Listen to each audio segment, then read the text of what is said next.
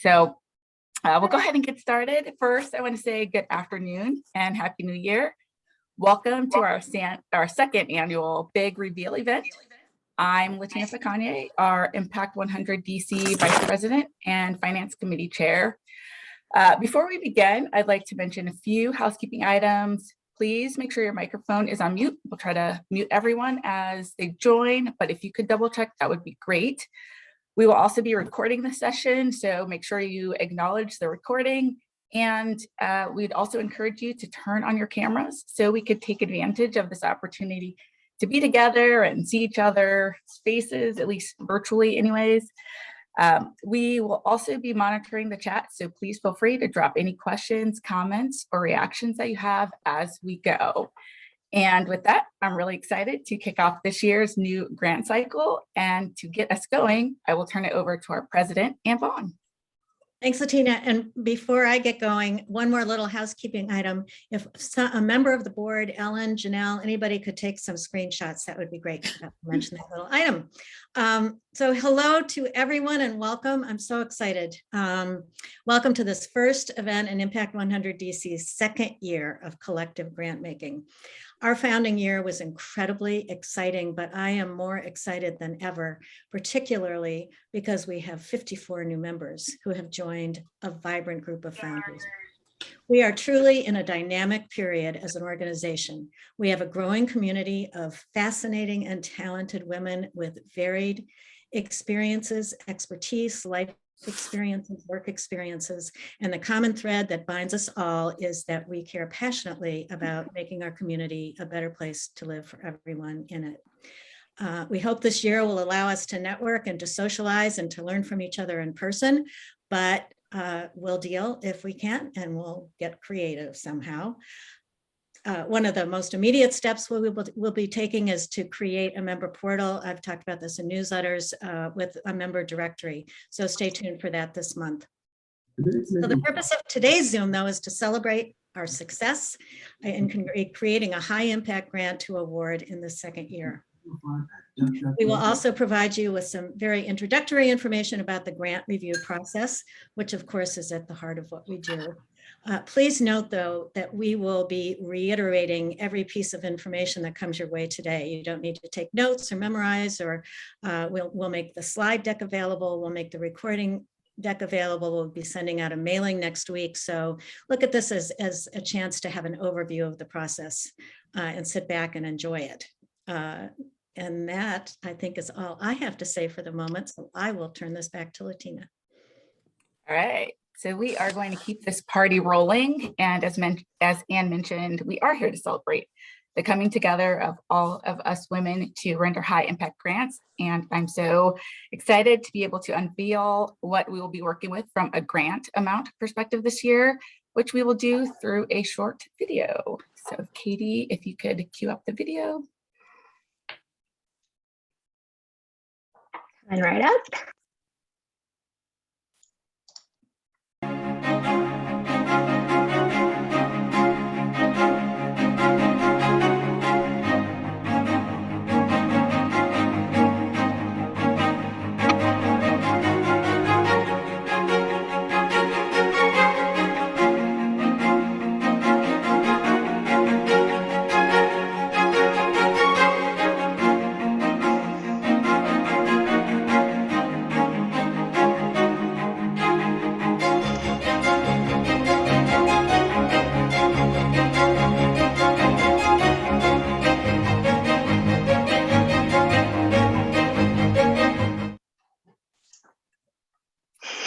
Turn off your phones if you would turn on your. Hey, everybody. Great job. Congratulations to everybody. We're going to have a great year ahead of us. It's so exciting. I'm just so proud to see our grant pool grow nearly 30% just from our first year. So it's really incredible that this year we'll have the opportunity to not only give away one high impact grant, but hopefully you noticed in the video that this year we'll be able to support our other 4 finalists. We understand that it continues to be an incredibly tough time for nonprofits in our community, and there are so many challenges they're facing. So we're really pleased to be able to provide $9,000 grants to each of our finalists this year to help offset some of those costs. So again, really exciting. And I'm sure after hearing that big number, you are all now thinking, okay, what can we do to start the grant making process? How can I get involved? And our nonprofit liaison, Sharon Dennis, will take us through some of those key points. Perfect. Hi, everybody, and thanks, Latina. We're going to have a few PowerPoint slides, but basically what I'm going to do today is just do a very brief overview of our focus area committee work. Sorry. Our technical It's person. Zoom. All set up. It wouldn't be a Zoom meeting without some type of technical. And it usually comes from me. Okay, I'm getting there. One of the attributes of impact members is we're all very patient with each other and recognize that we're all volunteers. Yes, very much so. Ta-da! All right. So, like I said, I'm going to give you guys a very brief overview of the committees and our grant review process. Okay, thanks. So the most important takeaway is that every member is welcome and encouraged to participate. There's absolutely no experience needed for our grant review work. We will train everybody, and you'll hear more about that later. I can really assure you, and I really want to emphasize that I know sort of the breadth of the group before me, and every one of you will definitely lend a very important perspective toward deliberations. So please consider joining one of our committees.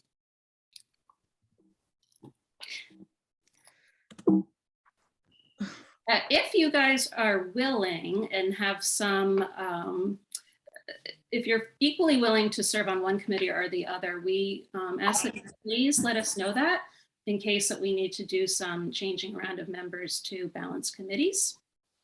Signups will begin, actually, I was going to say next week, but the truth is you're going to have a chance to sign up right after this slideshow is done. So look for that. If you don't sign up today, you can certainly sign up through the email that's going out next week, as well as through our website. And signups will take place through early February. I'm going to run through the committee structure. I'm not going to read every single slide here. You guys can do that for yourselves. But I do, and I will reiterate that you'll receive these slides and information about all of the committees shortly. As you'll see as you go through these slides, we've been deliberately broad in how we define the committees. That's to ensure that every single applicant who applies to us has a home and a place for review. You'll also see a common thread in these committees that we are all looking for applications that address the issues of systemic racism and structural inequity. In selecting a committee, you'll note at the bottom of these slides that we have information about committee schedules. Please take a look at that before signing up, because this committee schedules will vary depending on the chair's availability. So that's something, certainly a factor to consider in signing up. Excuse me. Because we do have some changes at the top of our committee structures this year, I would like to go through and just announce who will be chairing each committee. In Arts and Culture this year, we have Mary Cohen joining us. Welcome, Mary. In Environment, I'll be returning as the chair with Julie Dwyer as my co-chair. In Education, we'll have Dorothy Durden. Family, Bonnie Harkness. Health and Wellness, Janelle Haskell will be taking over that committee this year. And in Finance, Latina Fauconnier will be returning. So basically what will happen during these review periods is there are 3 rounds of grant review. And the first round, the committee will meet and review every single application that comes to your focus area committee. During those deliberations, you're going to take whatever large number you have and narrow it down to a very small number of organizations that will be moving on to a second round. In round 2 of the review, the Finance Committee will take a deep dive into the organizations that you've selected and just make sure that they are financially sound in order to accept and implement a grant of this size. If they pass that review period, then they'll go to round 3, in which we will be conducting virtual site visits and returning once again to our committees to make the final deliberation on which of these organizations will be your finalists to go forward and to the annual meeting. So I'm not going to go through the timetable either in great detail. You'll see this on the website as well as the information that we'll send you. But do know that if you sign up for a committee, basically your work is going to start during the week of February 12th, and it will continue through mid-May.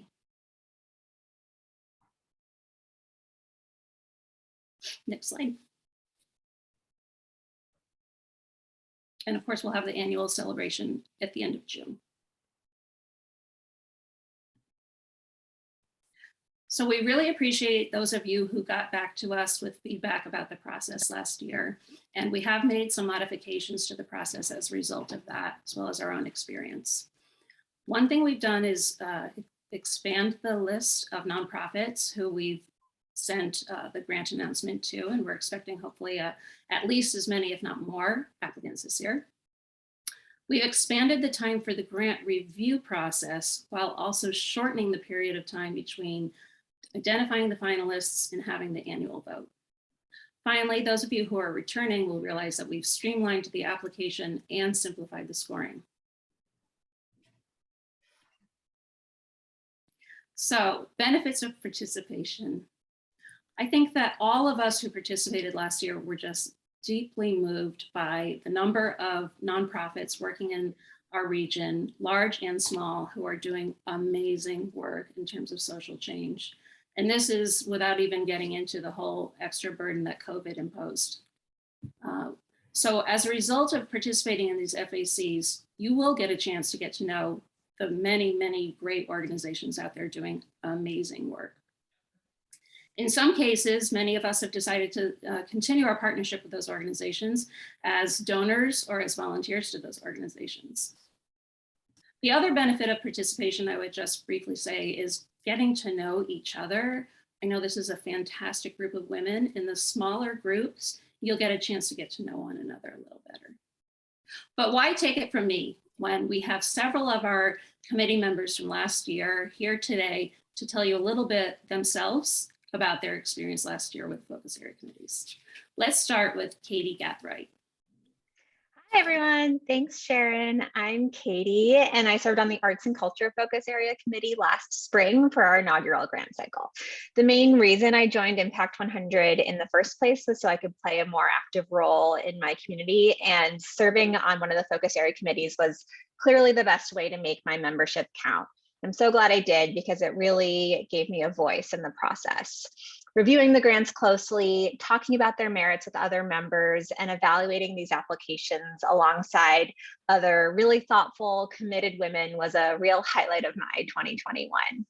It's sometimes hard to feel like we have agency when there are so many societal level challenges and reasons to be pessimistic, but immersing myself in the work that these local nonprofits are doing in our region day in and day out was really game-changing for my sense of what's possible. So I cannot recommend the experience of joining a focus area committee enough. Awesome. Thanks so much, Katie. Appreciate it. Now I'd like to introduce you to Cheryl Huser. Hi, thanks, Sharon. So my background is that I'm a CPA with a local CPA firm, and I'm a partner there. And I spend a lot of my professional time working with startup and emerging companies. I read their business plans, I review their projections, I ask them questions, I poke through things, and I help them just sort of refine their processes and help them grow. So I was on the finance committee, which I really enjoyed and made a lot of sense for me to be on. And it allowed me to really see a variety of grant applications from all the different focus areas, which was really nice. And it allowed me to look at just the financial visibility of each of these organizations, but while also being able to really get across all of those focus area committees. So that was really nice. And I will say that the process of doing so and reading those grants, sometimes brought me to tears in being able to really read through those.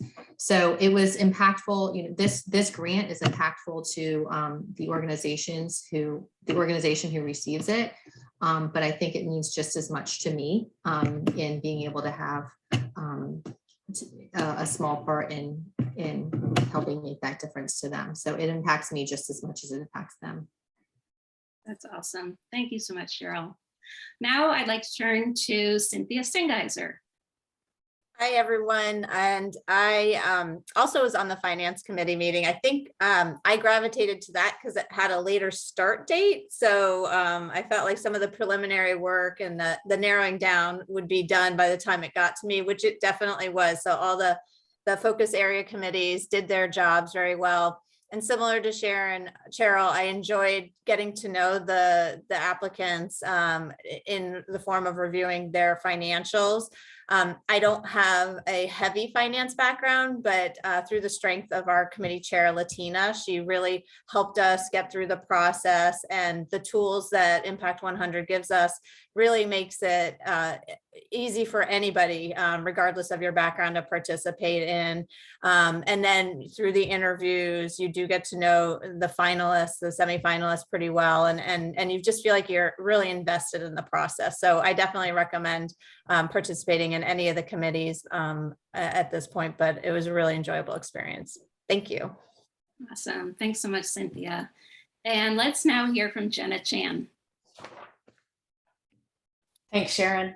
Hi, everyone. So I served on the Health and Wellness Focus Area Committee, which was led by Vivian. She did a wonderful job leading it.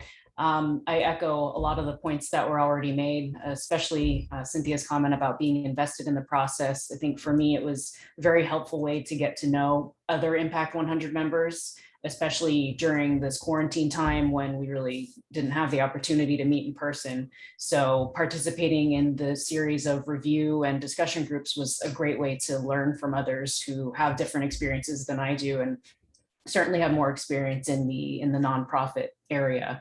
So yeah, I also really appreciated the opportunity to learn about other local nonprofits that I didn't know about before. So, even if they weren't selected for award, it was a great opportunity to find organizations that I could potentially get involved with on a personal level, and really just gain an appreciation for all the work that people are doing in the DC area. So I think another point that I would make is that my job, my day job, involves engineering research and program development and management, so which does include proposal reviews. So through my participation on a FAC, I was able to apply my professional skills for another great purpose. So if anyone's considering participating on a FAC, I would highly encourage it. I think everyone has something valuable to contribute. Thanks. Absolutely. Thanks, Jenna. I think that having heard from each of these members, those of you who are new or those of you who are returning and didn't get a chance to participate last year, you understand that the grant making process, participating in that, is truly the heart of what we do. And it's just a phenomenal experience. I really hope that you'll consider joining us this year. So with that, I would like to turn it back over to Latina, and she's going to wrap things up before we go to Q&A. Thanks, Sharon, and thanks everyone who contributed. I just again want to echo what Sharon said.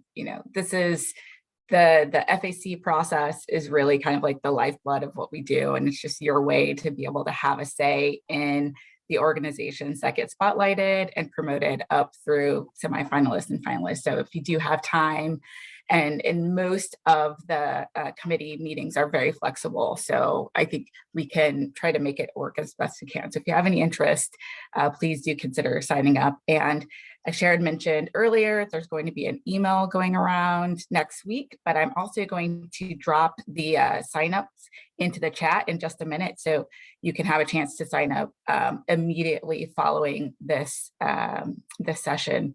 And I do want to say that we are now going to be, well, I guess that concludes the formal part of our agenda. And so next, we're going to have Sarah Reams, our incoming grant chair, take us through the Q&A in the chat, as well as any live questions. So you can feel free to unmute yourself at this time if you would like to ask a question. And if you do need to drop, we understand. So I would like to, again, thank everyone for joining us this afternoon and sharing some of your lunchtime with us. Special thanks also to our members, both renewing and new joiners, as well as to our friends in the press for attending with us this afternoon. So with that, I'll turn it over to Sarah. Hi, everyone. I'm really looking forward to working with as many of you as possible. No questions have come through the chat box. So if you have any questions, please unmute and. Can I ask something? Yes. Can you repeat the amount of the award, please? And explain what's going to happen with the what's over 100,000? Yeah. The amount of the award, correct me if I'm wrong, someone, is $136,000. And so the finalist that gets the most votes of our membership will get 100,000, and then the other 4 finalists will split the remaining 36,000. So that's 9,000. to do math ever, but Yeah. Which is a nice size grant amount for small and medium sized organizations. I see Amy. one question that's come through is Impact still looking for fellowship applicants? And I'll let you answer that. I'm sorry, Are there Fellowships? I was reading Fellowship another applicants. question. Are we still looking for fellowship applicants? If they come really quickly, it would be great. We have 2 superb fellows, 2022 fellows. I don't know if either of them are on this call, but we're really excited about this program. So, yeah. Applications are available anytime, right, Anne? They're Yes. available on the website. You can sign up anytime. Yep. Yeah, and another question, Sarah, is can you let us know how organizations are identified to receive the application? So we've been sort of collecting and maintaining a list that got an email today. By no means is that an exclusive list. So please feel free to send it on. I will drop the link to the application in the chat, and please feel free to spread it in all of your networks. I will say that, oh, sorry, Anne. You go ahead. So we had well over 200 organizations that we identified last year. We created our own custom list of nonprofits working in the region who were doing local work on the issues that we care about. And so last year we had a mailing list of approximately 200. This year, we went through and identified areas, including geographic areas where we had fewer applications last year, and we've expanded the list. So right now we have a list of over 300 nonprofits. We list the application in the DC, what's it called? Grant report. I can't remember the name of it off the top of my head, sorry. But it's Washington Regional Grant Makers. What's that? The Washington Regional Grant Makers. Well, DC government puts out something called the funding alert, and you can look each week and see what grants are available. So we've done that. So we've done our best. We do nonprofit workshops where we answer questions from the nonprofit community about the application and the process. We are having our final nonprofit workshop next week. If people are interested, let us know. And if you know of an organization who you're not sure whether we've identified or not, just give me, send me a quick email and I'll make sure that they're on the list if they aren't already. One question that just came through about the size of nonprofits. We're looking for organizations are eligible if they have had reviewed financial statements for the last 3 years, and also have budgets between, I think is it 500,000 and 3 million? 300,000 and 5 million. 5 million, got my numbers mixed up. So we are not, we don't have a preference between startups or established organizations, or within that number between larger and smaller. Sort of within those criteria, we're open to any range. The only caveat I will add to that is that they are required to have 3 years of financial information. So they will, even if they're a startup, they will still need to have had 3 years worth of financials. Although, can I just add one thing? We do encourage collaborations. So if there is a small startup organization that would love to get involved with us, they are certainly welcome to collaborate with another organization that meets the eligibility criteria that we've talked about. They can submit an application together, which just happened last time around.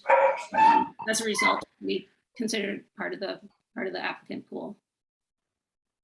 Sarah, another question is, how do we handle any conflicts that might be posed by involvement in an applying organization? This is from Jennifer Levin. And do you mean if someone who's on a committee is involved in, could you clarify the question? Sorry, yes, exactly. Like if you're on the board or involved as a volunteer in an organization that's applying for, like how do you handle whatever conflict that might pose, if any? That's a great question.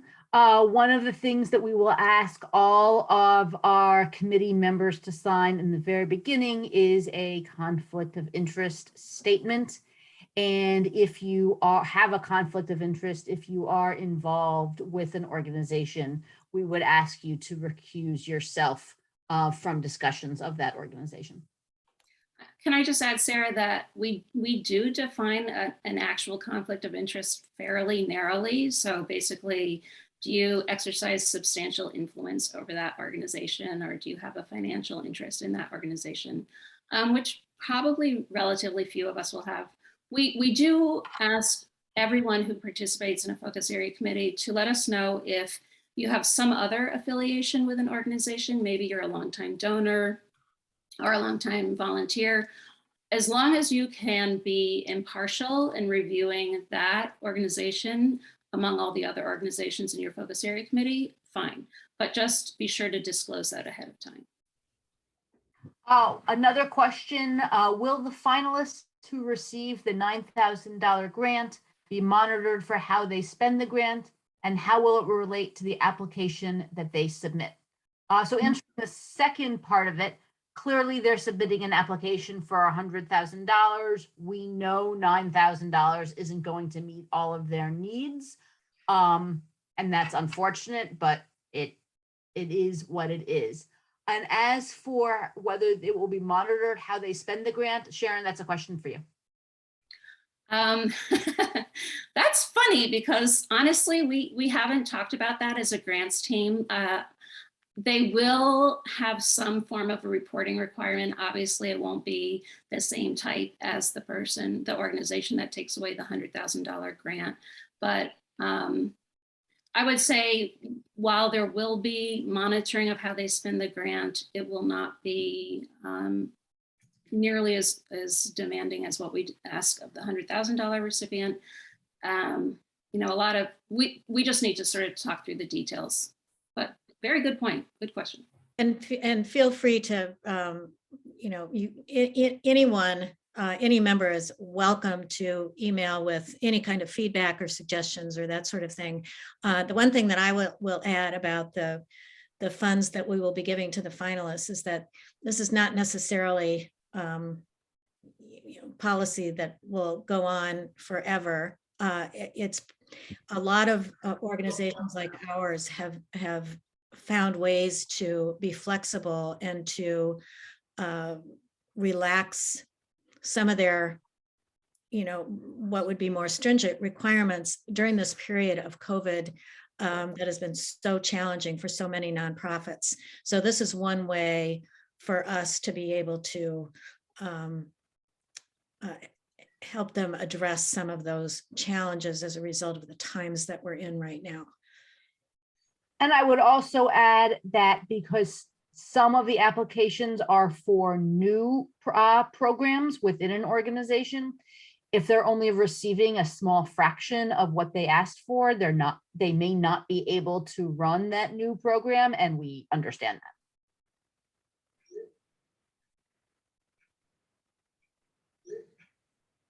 All right, any more questions? Anyone else want to ask a question either live or via chat?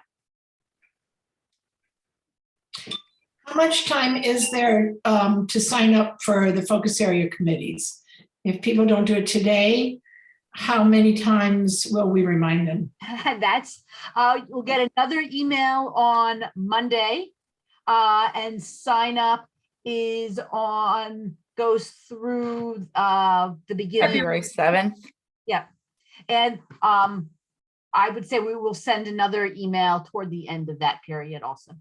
And just a reminder too, this was mentioned, but we will also be offering 2 training sessions for members. So don't worry if you've never looked at a grant. We'll help you find your way around them and the platform that we're using. And so those signups for those training sessions will also be coming through next week as well. And I also want to just remind everyone, I say this every so often, but if you are not receiving Impact 100 DC emails, please, please, please let us know. So check your spam, check your junk, make sure that Impact 100 DC, as well as Ann Bond, since a lot of emails come from her email address, are listed in your contacts or your safe sender list. And that will help ensure that those emails are going into your actual primary inbox as opposed to junk or other folders. And one more question that came in, sorry, that's relevant to everybody, is that are we using the same platform as last year? And the answer to that is no. Yeah. We are using a I'm new this year, so I didn't use the program from last year, so I can't directly compare. But so far, the new program seems very straightforward and relatively intuitive to use. But walking us through how to use that program will be a key part of the training. I would add that it's much less expensive. So thanks to Sarah's research, you found something I think better suited to our needs and also at a smaller cost.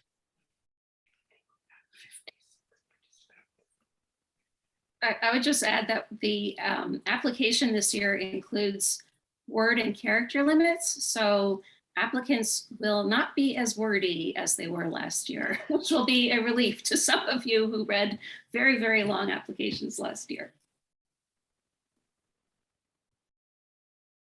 And also the scoring rubric has been significantly simplified and streamlined. I think it will be a really good base for conversation and also help to focus that conversation.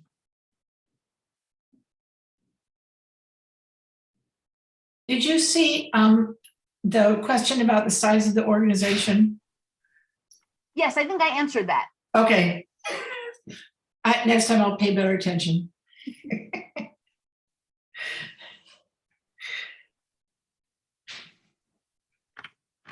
All right. All right. Well, sorry, go ahead, Anne. Oh, I'm just, you wrap it up, Latina, but thanks. I'll just say thanks to everybody for being here. This is certainly not your last opportunity to ask questions, to provide input. All of that is ongoing. Yes, yes. Thank you all for being here. That concludes our program. So definitely check our website and